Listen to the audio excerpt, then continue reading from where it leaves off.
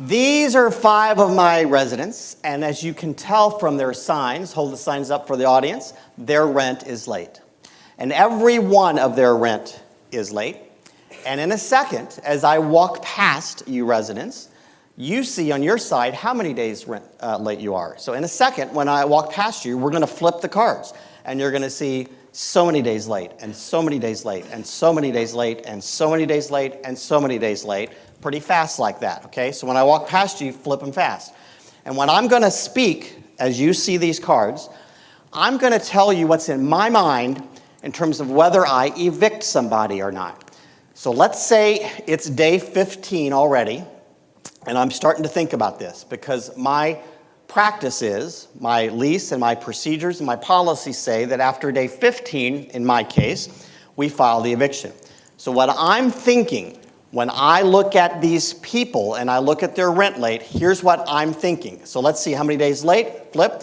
16, yeah, but you just lost your job. Yeah, but you're making payments. And evict. And yeah, and I know your mom and we had drinks together last night. Okay. Well, I evicted this person, and the reason I didn't evict these people aren't crazy reasons, are they? What I said was, he just lost his job.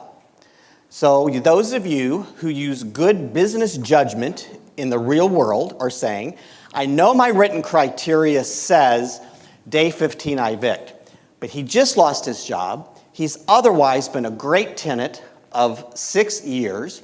I should make an exception here, because if I make an exception, this person's going to stick with me a long time, I'm going to prevent the vacancy, and I'm going to end up not losing any money. That's my good judgment. I used a good judgment here. Yeah, he's late, but he's been making payments, and he's trying. That's not a crazy thing to say. I know your mom. Well, what's that mean? If it means she'll pay for it, and maybe that could be a guarantee or something, or a promissory note, that might be a good reason. And we had drinks together last night is probably not a good reason. So these 3 good reasons that are exceptions will get you in trouble, because Indian will say, no, the reason you didn't evict day 16 was because day 16 person was not an Indian. I did not evict day 19 because he's making payments, but because he wasn't an Indian. And it had nothing to do with knowing mother, it's because that person wasn't an Indian. So what do? The teaching point is the same as in written criteria. You change your criteria. So if the reason I don't evict is because someone recently lost their job but otherwise has a good financial history with us, don't make that exception. Don't make that case-by-case rule.